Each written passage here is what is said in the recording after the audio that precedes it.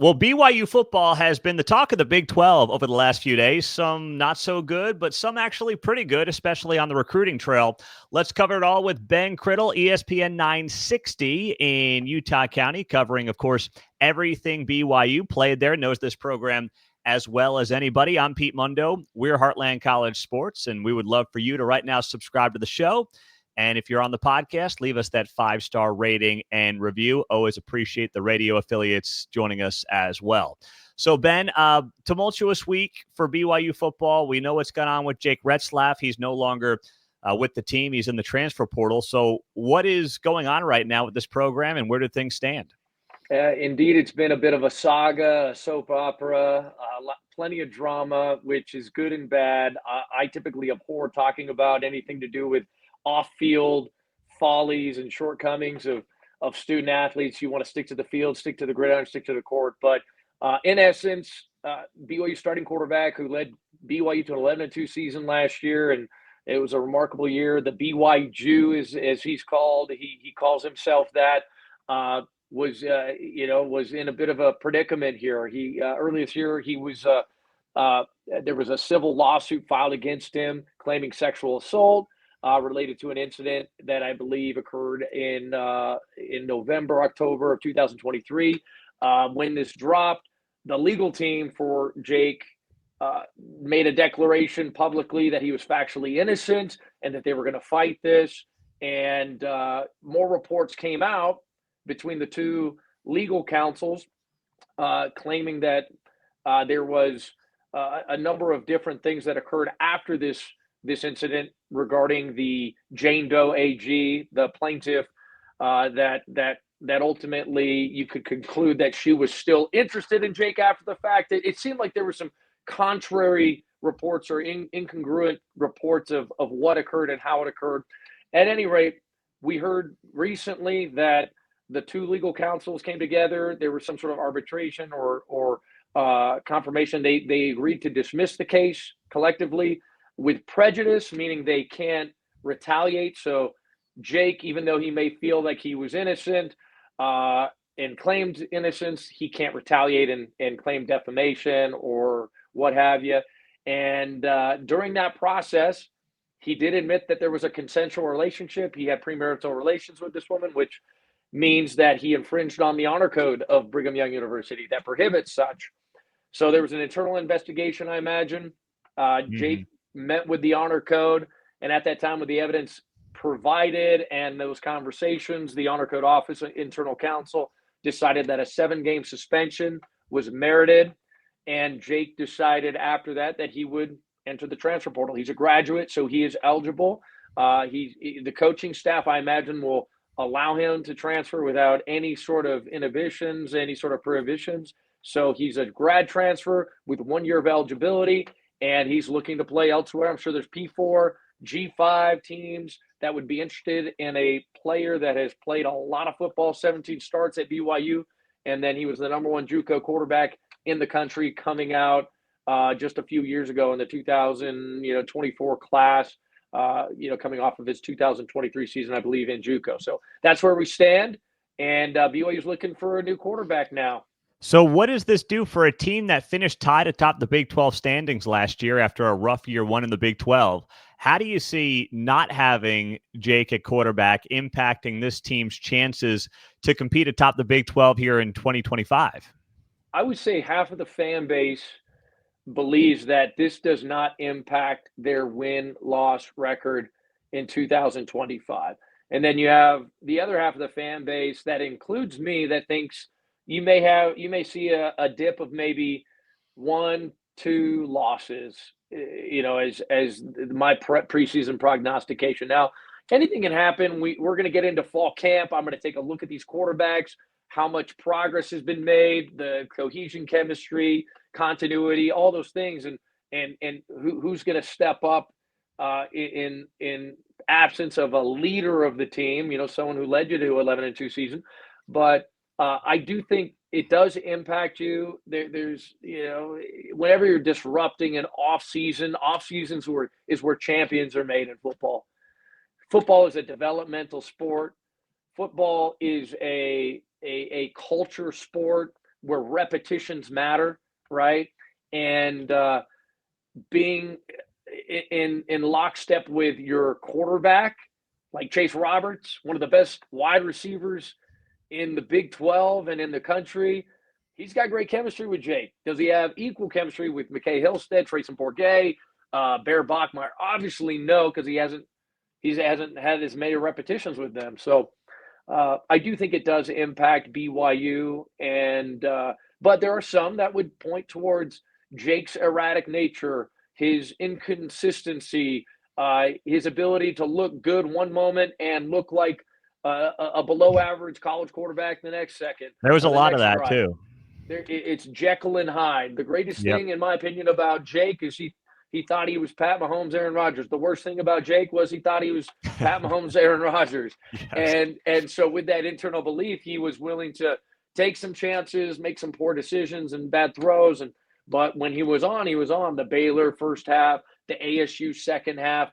There's plenty of data that shows that, hey, he's a good quarterback when he's on, and whoever gets his talents is blessed to have him, obviously. So it does impact BYU.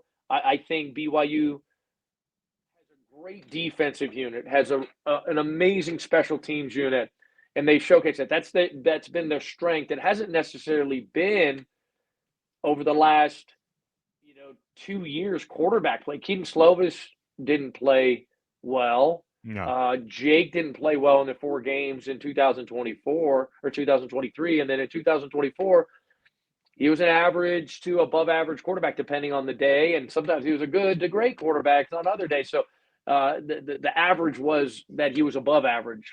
Is it fair? Is the ceiling higher with some of these other guys than it was with Jake? And if they hit on one of these guys, is it actually going to turn out to be a better deal for the Cougars?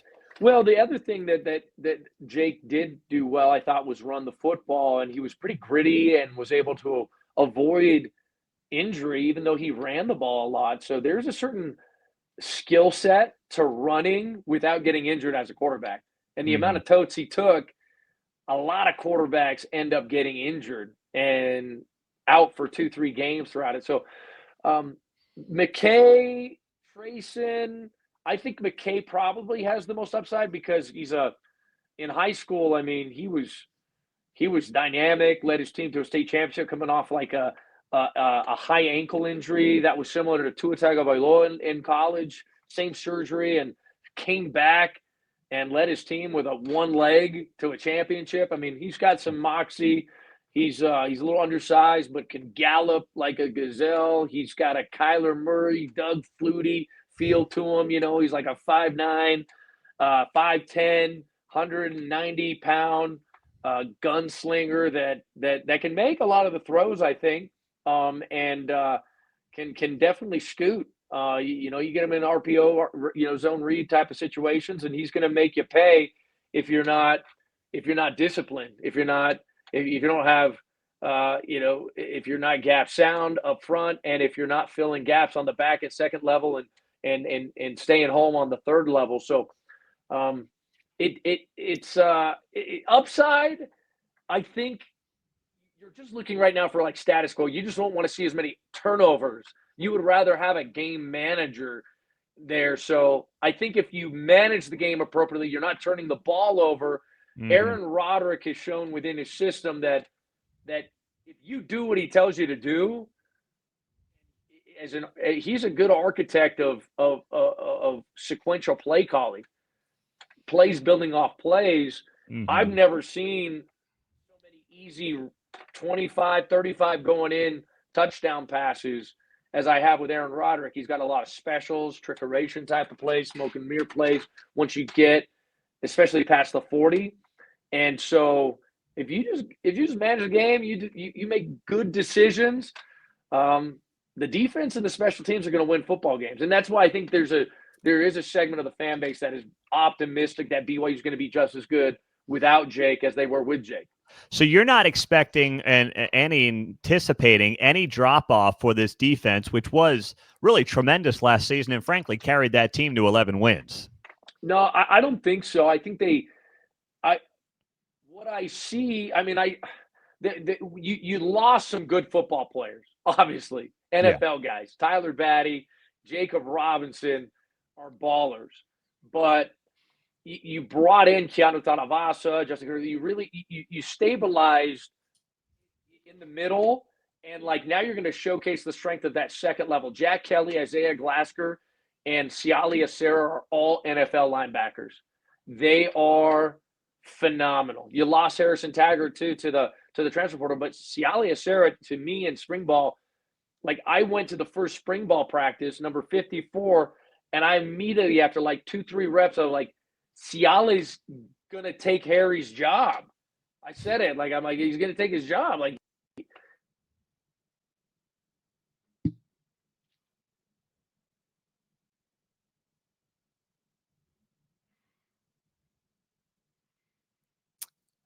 as soon as we get Ben back on, we'll bring him in here on Heartland College Sports. Might have been just a brief disconnection there as we were talking about, of course, BYU's defense, which is expected to once again be stout going into the 2025 college football season. Thanks for being here as always. I'm Pete Mundo.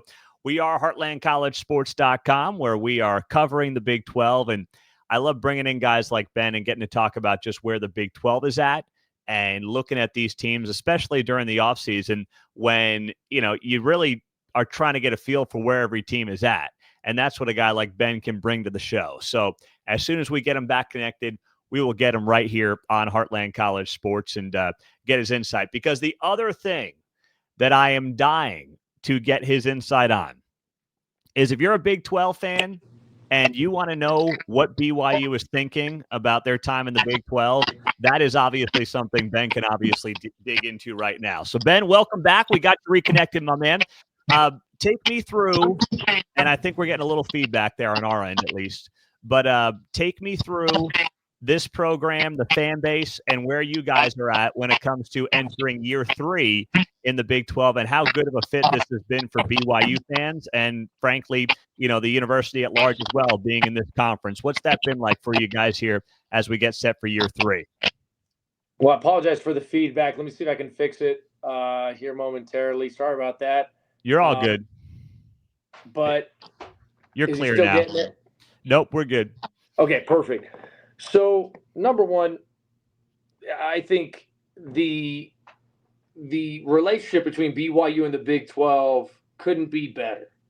From a BYU fan's perspective, I feel like the marriage between the conference, its culture, its people, its fan bases, it's perfect for BYU. I think there's a lot of bridge building, common ideologies and like-mindedness, and it just fits. It's just perfect for BYU and its fan base. So extremely happy with that. First year was, from an on the field and on the court perspective, was a bit difficult, right? A lot of losses, a lot of taking the lumps and going through that transition from independence to a Power 4, Power 5 schedule across all their sports.